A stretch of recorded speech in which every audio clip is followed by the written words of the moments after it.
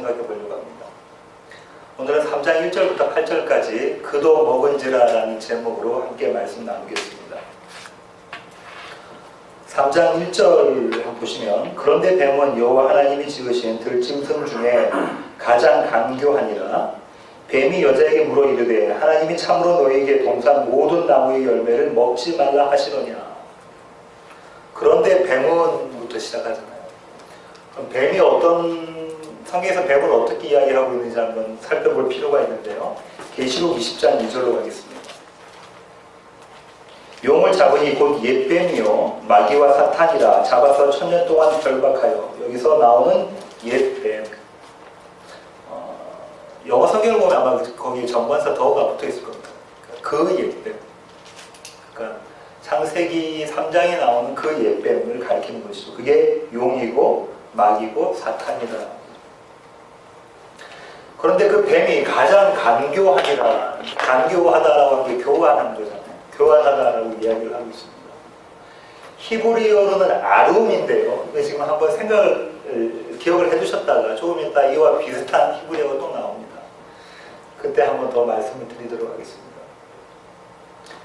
그런데 이렇게 교환하다라는 것을 나중에 그 히브리어의 이 발음 가지고 한번 더 나중에 살펴보도록 하고요. 그런데 이 교환한 뱀을 여호와 하나님이 지으셨다고 말씀하고 있습니다. 참 넌센스죠.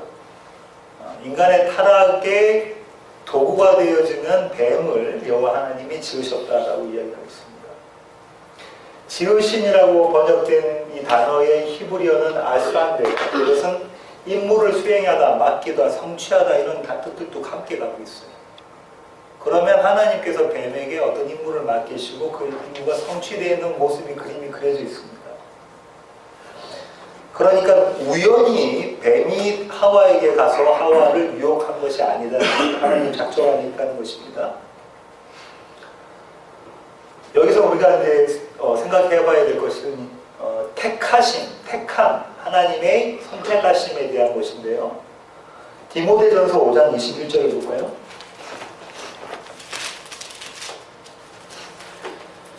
하나님과 그리스도 예수와 택하심을 받은 천사들 앞에서, 하나님과 예수 그리스도와 택하심을 받은 천사들 앞에서, 천사들도 택하심을 받은 천사가 있다고 그러죠. 그렇지 않은 천사도 있는 겁니다. 잠언 16장 4절. 여호와께서 온갖 것을 그 쓰임에 적당하게 지으셨으니 악인도 악한 날에 적당하게 하셨느니라. 우리의 윤리로는 이해가 안 되는 구조들이 있습니다. 그렇죠? 악인도 하나님의 때에 쓰시기 위해 그렇게 만드셨다고 하네요. 요한복음 6장 70절로 갈까요? 예수께서 대답하시되 내가 너희 12를 택하지 아니하였느냐? 그러나 너희 중에 한 사람은 마귀니라. 최후에 만찬하시면서 12제자를 모아놓고 그 중에 한 명 가룟 유다를 가리켜서 마귀다라고 하시죠. 그 12명을 예수님께서 택하신 것입니다. 이 택하심에 대해서 로마서에서 바울이 정지구를 찍습니다. 로마서 9장 21절입니다.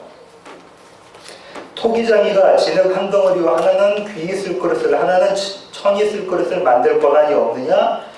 만일 하나님이 그의 진노를 보이시고 그의 능력을 알게 하고자 하사 멸하기로 준비된 진노의 그릇을 오래 참으심으로 관용하시고, 그 유명한 토기장의 이론이라고 하죠. 토기장의 이론. 하나님께서 한 그릇은 멸하시기 위해서, 한 그릇은 귀 쓰시기 위해서 만드셨다, 이렇게 이야기하고 계십니다. 성경은 처음부터 택하심에 대한 이야기를 하고 있습니다. 지금 이게 뱀 설명하면서 쭉 연기해서 들으셔야 돼요. 하나님의 작전 가운데 있는 것들. 그 다음에 뱀이 이제 하와에게 다가가서 하와를 꼬드깁니다. 하와를 유혹하는데 첫 마디가 참으로 너희에게부터 시작합니다. 참으로 너희에게 동산 모든 나무의 열매를 먹지 말라 하시더냐. 뱀이 어떻게 하와에게 유혹하는가 한번 보십시오. 하와의 신뢰를, 누구에 대한? 하나님에 대한 하와의 신뢰를, 믿음을 떠보기 위해서 뱀이 꼬드기는데요. 참으로부터 시작합니다. 정말? 진짜? 리얼리 이렇게 시작하는 거죠. 하나님 하나님이라고 이야기를 하고 있어요. 그런데 이 하나님이는 창조주에 대한 것인데, 지난번에 말씀드린 것처럼 창세기 2장 4절부터 하나님을 묘사하는 게 한 개가 더 생겼죠. 뭡니까?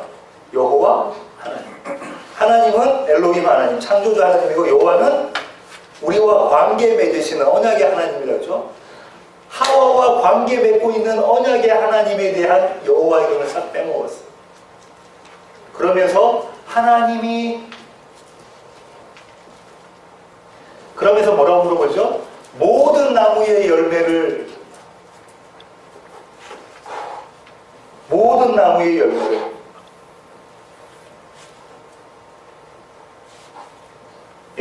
이 모든 나무의 열매를 맞아요.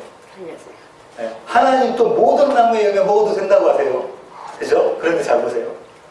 먹지 말라 하시더냐? 하나님은 네가 임의대로, 네 마음대로 모든 열매 먹어도 돼. 딱 한 가지 선악을 알게 하는 나무는 먹지 마 했는데, 하나님의 말씀을 교묘하게 이용하면서 먹지 말라고 하시더냐라의 강조를 두고 있죠. 그러니까 이제 여자가 하와가 뱀에게 이야기를 합니다. 2절입니다. 여자가 뱀에게 말하되 동산나무의 열매를 우리가 먹을 수 있으나 동산 중앙에 있는 나무의 열매는 하나님의 말씀에 너희는 먹지도 말고 만지지도 말라 너희가 죽을까 하노라 하셨느니라.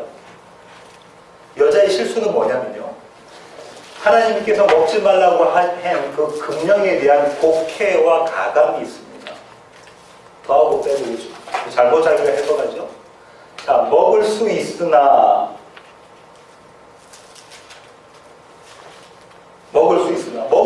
라고 하나님 말씀하셨습니까? 아니면 먹으라고 하셨나요? 모든 열매를 다 먹어. 근데 먹을 수 있으나, 동산 중앙에 있는 나무의 열매라고 이야기를 합니다.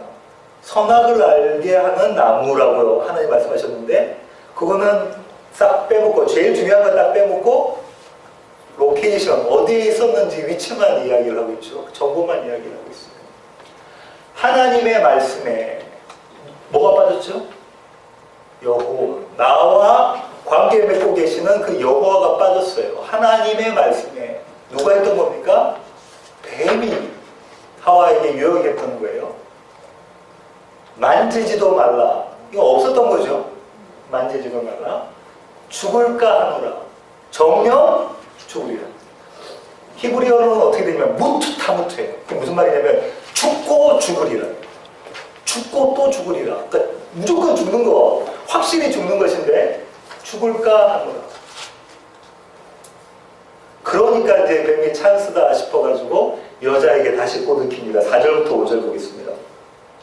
뱀이 여자에게 이르되 너희가 결코 죽지 아니하리라.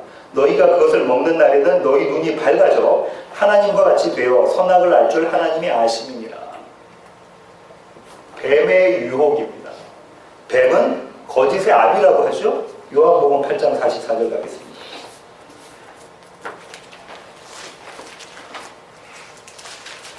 요한복음 8장 44절. 너희는 너희 아비 마귀에게서 났으니 너희 아비의 욕심대로 너희도 행하고자 하느니라. 그는 처음부터 살인한 자요 진리가 그 속에 없으므로 진리에 서지 못하고 거짓을 말할 때마다 제 것으로 말하나니 이는 그가 거짓말쟁이요 거짓의 아비가 되었습니다. 누구 이야기합니까? 옛뱀 사탄 이야기하는 거죠. 누구래요? 그 사람은 거짓말쟁이. 그 자는 거짓말쟁이, 또 살인자. 거짓말하고 살인은 같은 뱀을 쓰이고 있습니다. 뱀이 뭐라고 이야기하냐면 결코 죽지 아니하리라. 반드시 죽을 것이다 했는데 그 반드시는 집어넣고 그걸 바꿨죠. 죽지 아니하리라. 너의 눈이 밝아져서라고 이야기해요. 너의 눈이 밝아져서. 이게 유혹이 됩니다. 지금 우리가 내가 그럼 어두운 거네? 하고 하와가 생각할 수 있죠. 이제 뭔가 밝아지겠네? 또 다른 세상이 내 눈앞에 펼쳐지겠네? 라고 생각할 수 있습니다. 제일 중요한 게 뭡니까? 뱀이 하와에 이렇게 얘기해요. 네가 하나님처럼 될 거야. 너 이제 피조물이 아니라 창조주이신 하나님처럼 될 거야 라고 이야기합니다. 그리고 선악을 알 줄, 네가 네 마음대로 좋은 거 좋다 하고 나쁘면 나쁘다 하게 될 수 있을 거야. 하나님처럼. 하나님의 명령에 따라 사는 것이 아니야. 그런 거야. 이렇게 이야기하죠. 그리고 맨 마지막에 네가 이렇게 될까봐 하나님이 걱정하셔서 너로 하여금 그렇게 못 만들게 하려고 그렇게 말씀하신 것이야 라고 맨 마지막에 하나님을 원망하는 자의 자리로 끌고 갑니다. 의심하며 원망하는 자리로 끌고 가죠. 그런 뱀의 유혹을 받은 하와의 눈에 보이는 선악과 나무는 어떤 열매, 어떻게 비쳤는가 보겠습니다. 6절입니다. 여자가 그 나무를 본즉 먹음직도 하고 보암직도 하고 지혜롭게 할 만큼 탐스럽기도 한 나무인지라 여자가 그 열매를 따먹고 자기와 함께 있는 남편에게도 주매 그도 먹은지라. 여자의 범죄에 대한 얘기죠. 먹음직도 하고 먹기에 좋은, 영어 성경에 그렇게 돼 있을 거예요. food, good for food 이렇게 돼 있거나 그렇게 돼 있을 거예요. 먹기에 좋은, 음식으로 좋은. 이때 사용된 단어가 이거 언제 쓰였습니까? 천지창조하셨을 때죠. 하나님이 보시기에 좋았더라는, 여자가 보기에 자기가 판단하는 거죠. 하나님이 보시기에 좋았더라의 톡은 어떤 거죠? 하나님의 작전과 계획이 성취되는 건데 전혀 다른, 자기의 눈에 보기에 자기의 원함대로 되어지는 것. 보암직도 하고 보기에 즐거운, 볼 때 참 즐거운 거예요. 기뻐하는 거, 딜라이트한 거예요. 히브리어는 타반데요. 이 음절도 한번 기억해 두세요. 나중에 워드 플레이가 있습니다. 지혜롭게 할 만큼 탐스럽기도 하다 이렇게 이야기를 하고 있네요. 지혜롭게, 앞에 뭘 나왔죠? 뱀이 간교하다, 교활하다, 그 지식이에요. 이해가 되십니까? 예. 여기 그 선악과가 주는 것은, 그 지혜로운 것은 그 지식입니다.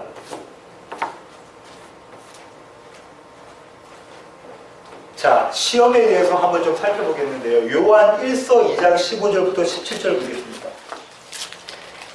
이 세상이나 세상에 있는 것들을 사랑하지 말라. 누구든지 세상을 사랑하면 아버지의 사랑이 그 안에 있지 아니하니 이는 세상에 있는 모든 것이 육신의 정욕과 안목의 정욕과 이생의 자랑이니 다 아버지께로부터 온 것이 아니요 세상으로부터 온 것이라. 이 세상은 이에 뱀 되겠다죠. 뭐라고 합니까? 육신의 정욕, 안목의 정욕, 이생의 자랑. 이 시험을 마지막 아담이신 예수님이 똑같이 받으셨죠. 마태복음 4장 1절부터 보겠습니다. 그때 예수께서 성령에 이끌려 마귀에게 시험을 받으러 광야로 가사 성령에 이끌려 가셨어요. 40일, 광야에 40년, 그죠? 40일을 밤낮으로 금식하신 후에 줄이신지라. 시험하는 자가 예수께 나와서 이르되 내가 만일 하나님의 아들이어든 명하여 이 돌들로 떡덩이가 되게 하라. 예수께서 대답하여 이르시되 기록되었을 때 사람이 떡으로만 살 것이 아니요 하나님의 입으로부터 나오는 모든 말씀으로 살 것이라 하였느니라 하시니. 이에 마귀가 예수를 거룩한 성으로 데려다가 성전 꼭대기에 세우고 이르되 네가 만일 하나님의 아들이어든 뛰어내리라. 기록되었을 때 그가 너를 위하여 그의 사자들을 명하시리니 그들이 손으로 너를 받들어 발이 돌에 부딪히지 않게 하리로다 하였느니라. 예수께서 이르시되 또 기록되었을 때 주 너의 하나님을 시험하지 말라 하였느니라 하시니. 마귀가 또 그를 데리고 지극히 높은 산으로 가서 천하만국과 그 영광을 보여 이르되 만일 네가 엎드려 경배하면 이 모든 것을 내게 주리라. 이에 예수께서 말씀하시되 사탄아 물러가라. 기록되었을 때 주 너희 하나님께 경배하고 다만 그를 섬기라 하였느니라. 이에 마귀는 예수를 떠나고 천사들이 나와서 수종드니라. 그 유명한 예수님의 광야 시험입니다. 어떤 구조로 되는가 볼까요?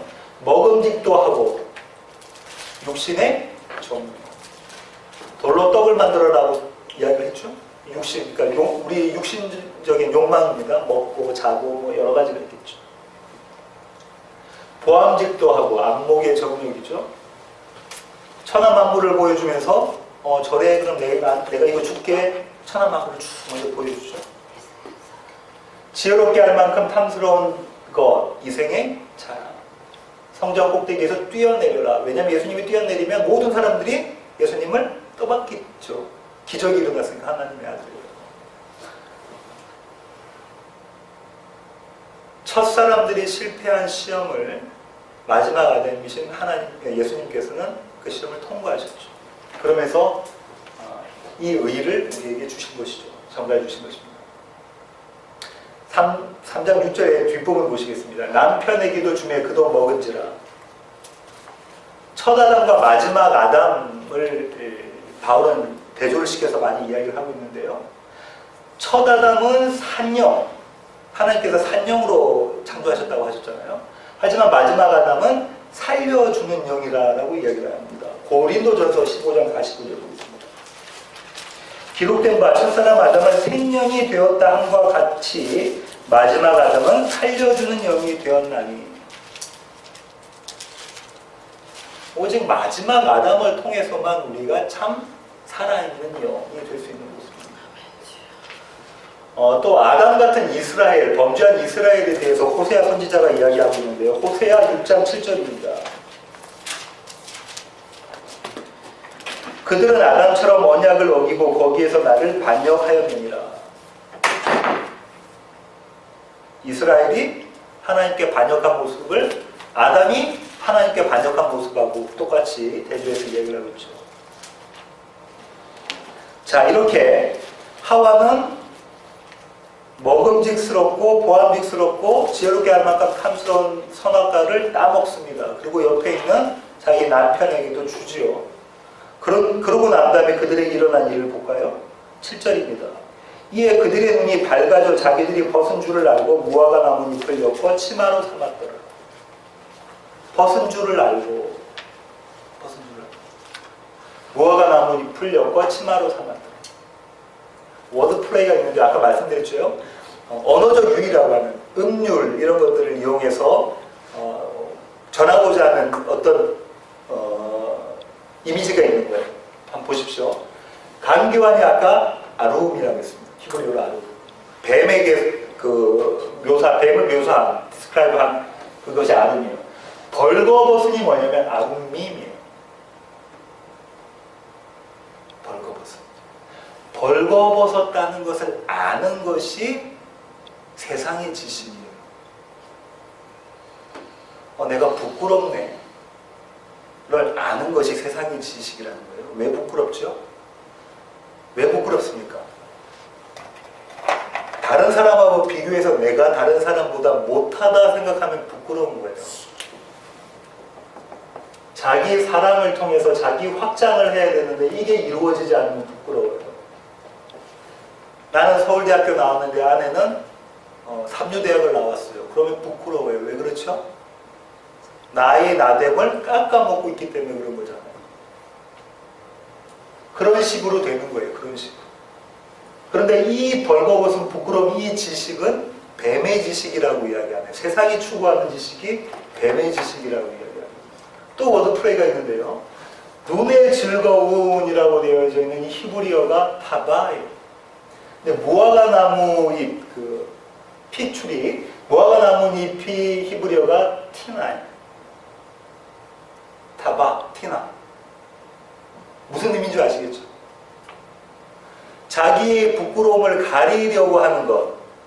그 무화과 나뭇잎이 우리 눈에 보이기는 기쁘고 즐거운 것이다. 왜냐하면 그것이 재산이고 그것이 지위고 이생의 자랑이 될 만한 것이기 때문에 그렇습니다.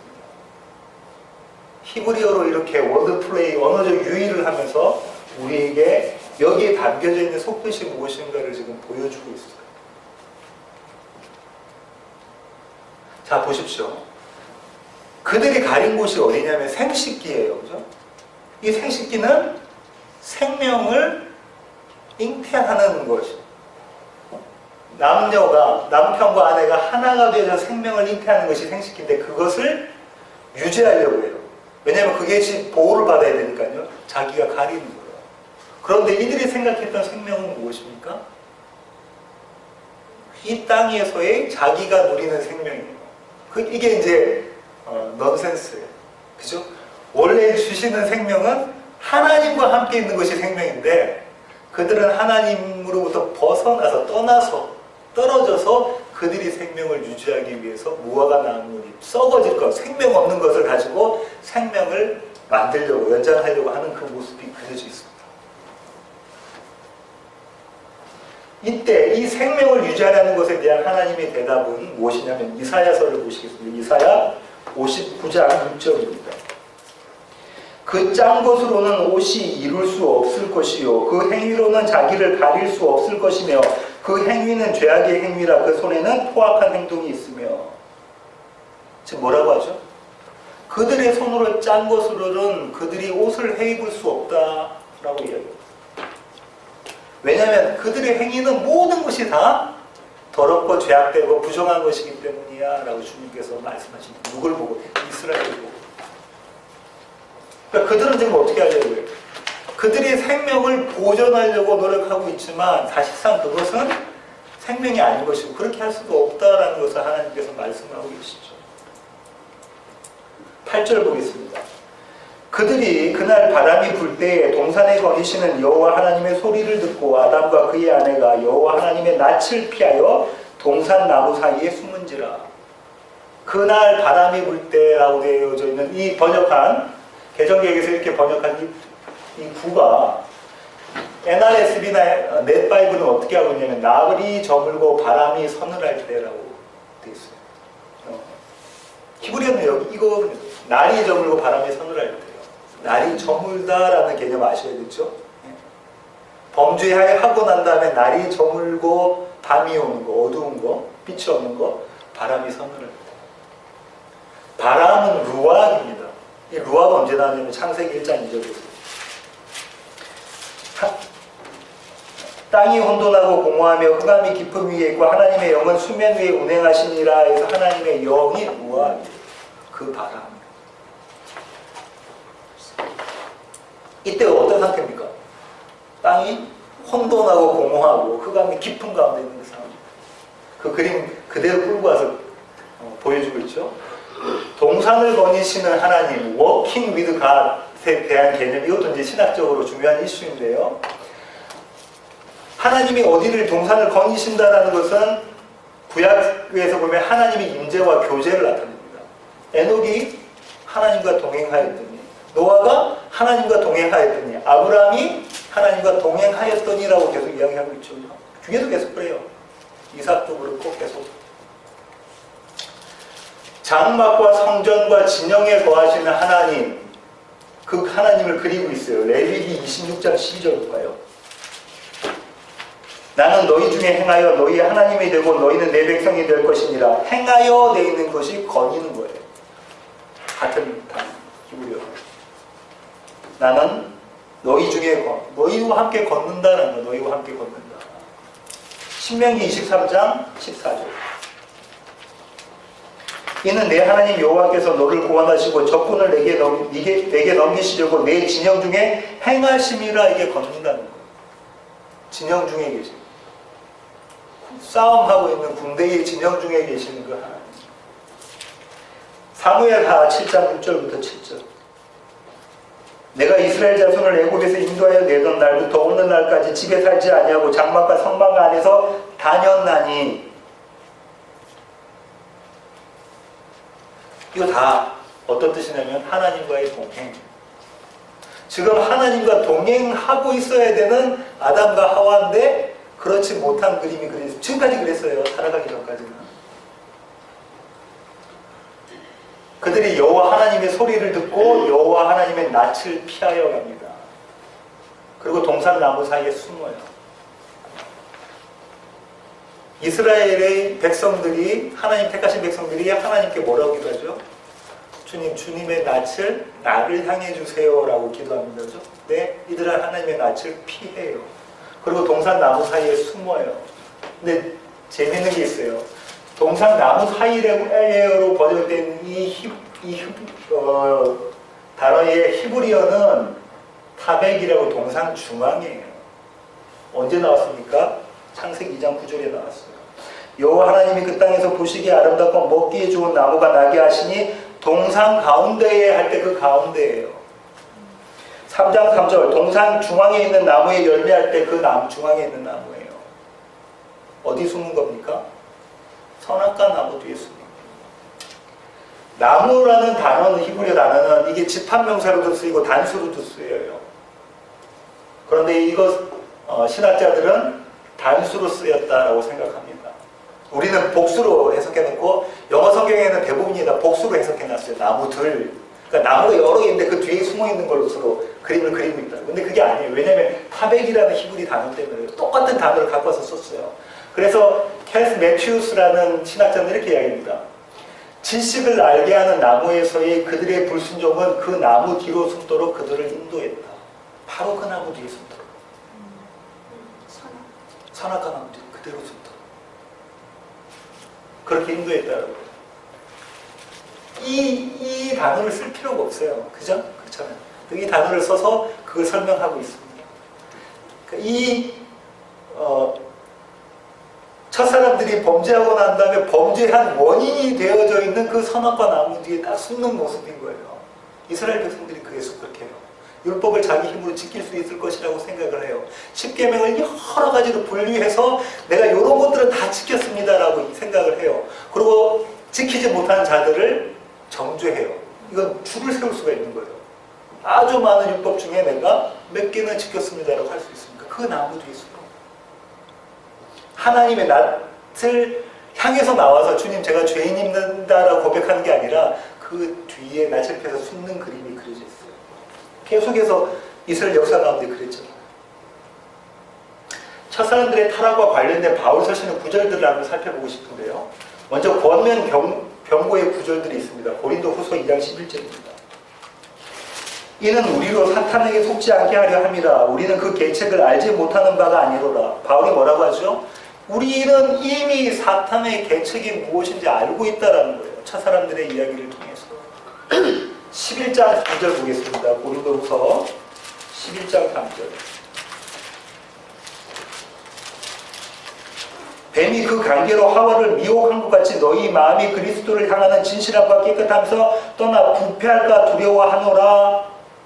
지금 뭐에 대한 이야기를 하니 바울이? 뱀처럼 너희가 하나님을 떠날까봐 걱정한다 라고 하면서 그 다음에 뭐에 대한 경고를 하냐면 이단에 대한 경고를 하고 있습니다. 하나님의 말씀을 바울이 전한 복음을 왜곡하는 것, 더하거나 빼고 하는 것, 가감하는 것, 그 그림이 그려져 있죠. 암시에 대한 부분도 있는데요. 디모데전서 2장 14절 보시겠습니다. 아담이 속은 것이 아니고 여자가 속아 죄에 빠졌습니다. 남자와 여자의 교회 내에 있는 남자와 여자의 관계에 대한 설명을 하고 있는데 갑자기 아담이 유혹받은 게 아니고 하와가 유혹받았어요. 이 얘기를 하고 있다는 거예요. 이거는 이면적인 얘기가 있어요.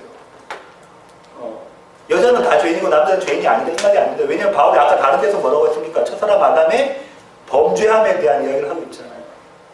교회에 대한 이야기를 하고 있는 거예요. 여자인 교회에 대한 이야기를 하고 있죠. 율법에 대한 율법, 선악과와 율법이 같다는 설명이 있죠. 율법과 죄에 대한 이야기들을 하고 있습니다. 로마서 7장 7절.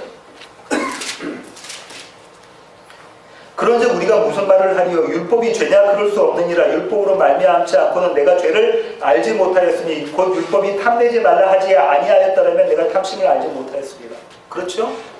선악과가 없었다면 내가 죄인인지 아닌지 몰랐다는 거예요. 로마서 7장 11절 13절 같은 장입니다.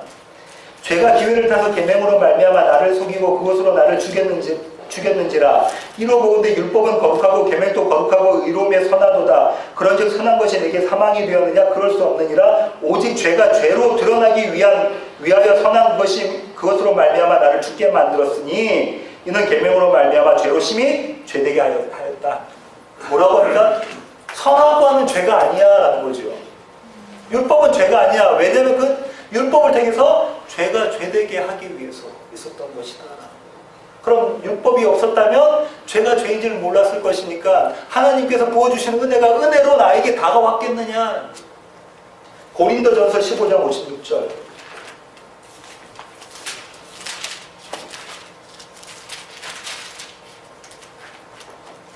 사막이 쏟는 것은 죄요 죄의 권능은 율법이라. 죄의 권능이 율법이라. 이렇게 바울이 이야기합니다. 율법과 관련해서 이렇게들 이야기해요. 율법, 죄. 이 그림을 그리고 있습니다. 바울은 이면에 대한 이야기를 계속하고 있어요. 창세기 타락 부분에 대한 이면에 대한 이야기를 계속하고 있죠. 그러면서 이 타락과 관련해서 하나님의 지혜를 언급합니다. 고린도전서 2장 7절입니다.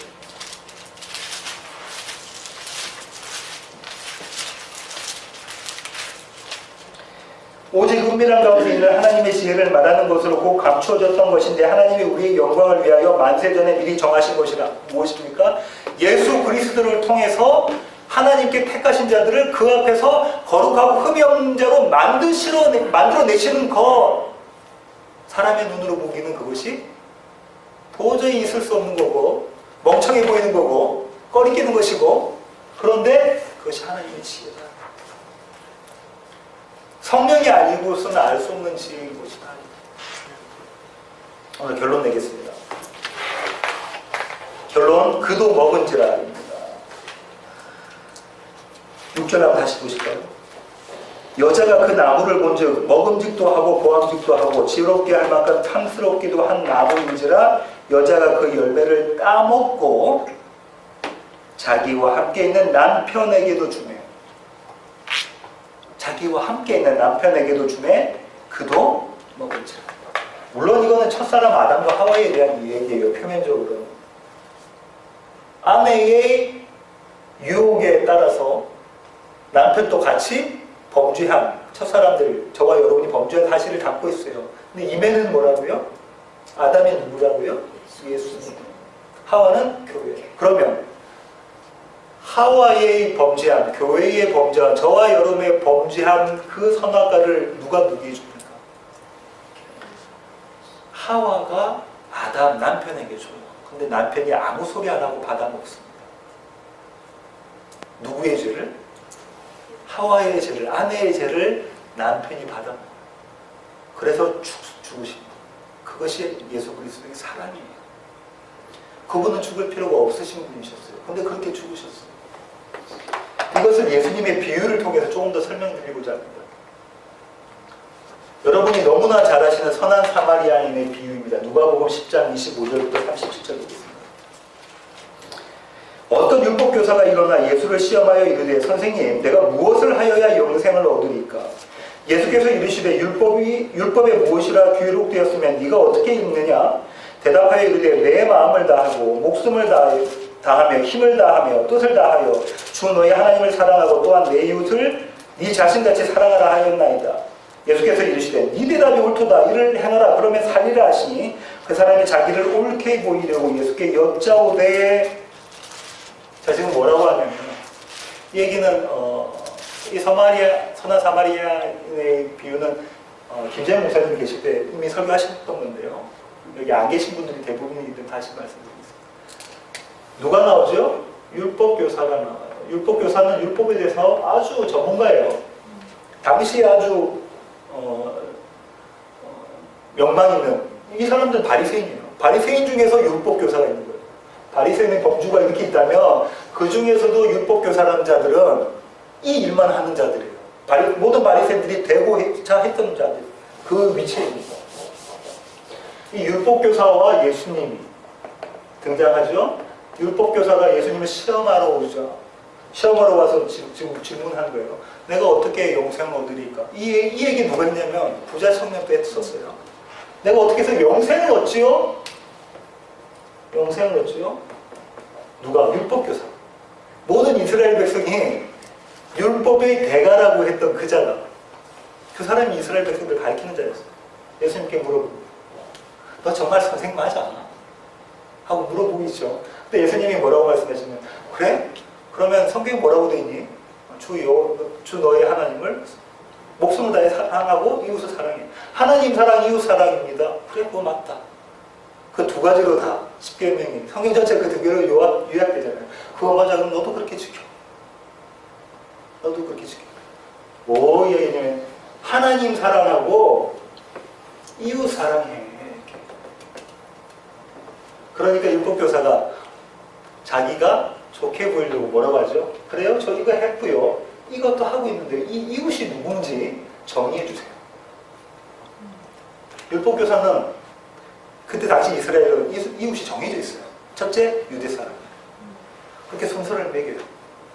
그렇게 하면서 밑으로 갈수록 누가 되냐면 이방인들. 그러니까 개종한 이방인부터 먼저 해서 그다음 이방인, 사마리아인 뭐 이렇게 가는 거예요.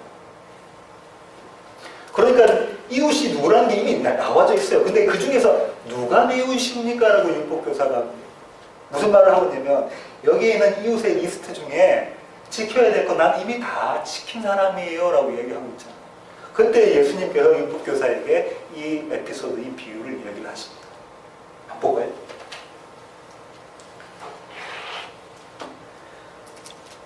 그 사람이 자기를 옳게 보이려고 예수께 여짜오되 그러면 내 이웃이 누구니까? 예수께서 대답하여 이르시되 어떤 사람이 예루살렘에서 여리고로 내려가다가 강도를 만나매 강도들이 그 옷을 벗기고 때려 거의 죽은 것을 버리고 갔더라. 마침 한 제사장이 그 길로 내려가다가 그를 보고 피하여 지나가고 또 이와 같이 한 레위인도 그곳에 이르러 그를 보고 피하여 지나가되 어떤 사마리아 사람은 여행하는 중 거기에 이르러 그를 보고 불쌍히 여겨 가까이 가서 기름과 포도주를 그 상체에 붓고 싸매고 자기 짐승에 태워 주막으로 데리고 가서 돌보아 줍니다. 그 이튿날 그가 주막 주인에게 데나리온 2를 내어주며 이르되 이 사람을 돌보아 주라. 비용이 더 들면 내가 돌아올 때에 갚으리라 하였으니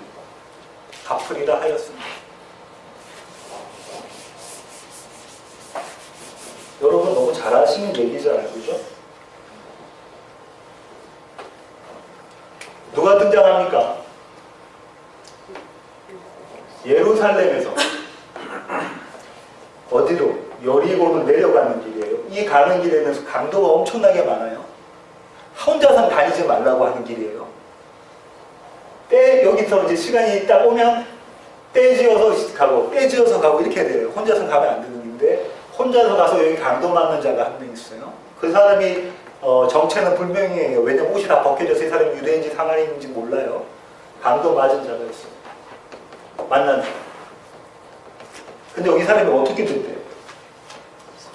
거의 죽었다는 얘기 뭐예요? 죽은 자다 이러는 거예요. 거의 죽은 자다. 그런데 첫 번째 내려간 사람이 누굽니까? 제사장이 내려갔어요. 제사장이 내려갔는데 제사장은 1년에 2주 정도를 성전에서 섬깁니다. 그러니까 이 사람들은 부정 안 하려고 엄청나게, 왜냐면 그 2주를 잘못하면 자기가 못하니까 그렇게 했던 자들이에요. 철저하게 율법을 지키는 자들이죠. 그 사람들이 내려갔대요. 왜냐면 여리고에 제사장들이 마을이 있었어요. 이게 부촌이에요. 가는 길이 문제죠. 근데 여기 예루살렘에서 예리고로 내려갔다는 얘기는 뭐 제사 다 끝내고 내려가는 중이었어요. 근데 그들이 강도를 도와주지 않습니다. 죽어가는 자 저거 만지면 또 부정해지니까 하고 돌아가고 있어요. 두 번째 나온 인물이 누굽니까? 레위인 또 제사장과 함께 성령을 섬기는 자들이죠. 하나님의 일을 하는 자들이에요. 그들도 아마 제사장과 같이 제사를 지내고 내려가는 길이었을 거예요. 아마 이 동네에 같이 살았을 수도 있을 것 같아요. 그들도 강도 만난 이 사람을 지나쳐갑니다. 그때 그 율법학자와 예수님의 대화를 듣고 있는 디베이스를 보고 있는 많은 이스라엘 사람들이 제사장도 아니고 레위인도 아니네 하면 그 다음에 누구지? 하고 관심 갖고 들었겠죠. 그때 나타난 자가 누구예요? 사마리아인이에요. 사마리아인. 아직 선한 자인지는 모르겠어요. 사마리아인이 나타나요. 사마리아인이 나타나는데 이 사람은 지나쳐야 돼요. 이스라엘 사람들이 생각으로. 왜냐면 개만도 못한 자니까. 율법도 모르는 자들이고 개만도 못한 자니까 그냥 지나가야 되는데 그 사람이 어떻게 해요? 강도에게 가서 만집니다. 그리고 상처를 싸매어주고 여관에 데리고 가서 먹여요. 입혀요. 그죠? 그러면 엄청난 돈을 줘요. 이거는 2데나리온 엄청난 돈이에요. 엄청난 돈 가지고 모자라면 내가 갔다 와서 또 줄게. 그럽니다. 이런 상황이 있으니까 이 이야기를 듣는 이스라엘 백성들은 머리가 좀 혼란스러워지기 시작합니다. 지금 대결이 누구냐면 율법학자하고 이 사람은 정규교육을 받은 사람이에요. 어쩌면 가말리엘이 제자일지도 몰라요. 바울처럼. 누구하고? 시골 촌뜨기 갈릴리 촌뜨기 누구요? 예수하고 지금 붙었어요. 그런데 이런 상황이 돼버린 거예요. 이렇게 다 설명하고 난 다음에 예수님께서 율법학자에게 물어보십니다. 이 생각에는 이 세 사람 중에 누가 강도 만난 자의 이웃이 되겠느냐? 그러니까 율법학자가 체면에 누구라고 말 못해요. 사마리아인이라고 말을 못하고 누구라고 합니까? 자비를 베푸는 자입니다. 이 사람이라는 거죠. 사마리아인. 그러니까 주님께서 이렇게 말씀하십니다. 가서 너도 이와 같이 하라. 뭐라고요? 가서 너도 이와 같이 하라. 이 구절 때문에 어떻게 이걸 해석하죠? 선한 사마리아인처럼 제사장 레위인처럼 종교적 행위 그런 게 아니라 정말 가서 도와야 돼. 내 이웃을 섬겨야 돼. 그걸 이야기를 하고 있단 말이에요. 그죠? 그렇게 끝나요. 신학자들이 초대 교부였던 오리겐이나 어거스틴의 알레고리적인 해석을 반대를 합니다. 왜냐하면 문맥상으로 표면적으로 성서신학적으로는 그 얘기 아니다라는 거예요. 왜 신학적으로 자꾸 끄집어내느냐라고 이야기를 하고 이렇게 이야기해요. 저는 근데 오리겐이나 어거스틴의 주장이 맞다고 생각합니다. 그렇게 이야기해요. 왜 액면만 강조를 해요? 액면만. 그런데 자 보세요. 제사장 레위인 뭐에 대한 이야기입니까? 항상 뭐가 먼저 와요? 율법이 먼저 와요. 바울이 뭐라고 하죠? 먼저 먹어봤다고 그래. 율법이 와서 나로 하여금 죄가 죄된 것을 깨닫게 한다라고 해요. 그 다음에 누가 와요? 생명 대신 그리스도 은혜가 와요. 율법 다음에 은혜. 선악과 다음에 생명나무예요. 그러면 사마리아인이 누구예요? 예수예요. 오리겐과 어거스틴 정확하게 그 얘기하고 있거든요. 초대 교부 시대 때. 그 얘기하고 있는데 이런 걸 생각 안 합니다. 사마리아인 예수예요. 왜 이게 명확하냐면 질문에서 보세요. 예수님께서 어떻게 질문하셨냐면 율법교사가 어떻게 질문했냐면 이렇게 질문합니다. 29절 보세요. 그러면 내 이웃이 누구입니까? 뭐라고 물어봤습니까? 율법교사 내 이웃 누구예요? 그거 정해주세요. 그럼 내가 확 사랑해버릴게요. 그죠? 그 얘기 아닙니까? 하나님 사랑 나는 열심히 지키는 자고 내 이웃 누군가 정해주면 내가 확 사랑해버릴게요. 그때 이 비유를 쫙 설명해 주시면서 뭐라고 이야기합니까? 강도 만난 자예요. 그렇지 않아요? 36절 누가 강도 만난 자예요? 강도 만난 자의 이웃이냐라고 물어봤잖아요. 누가 강도 만난 자의 이웃이냐라고 물어봐요.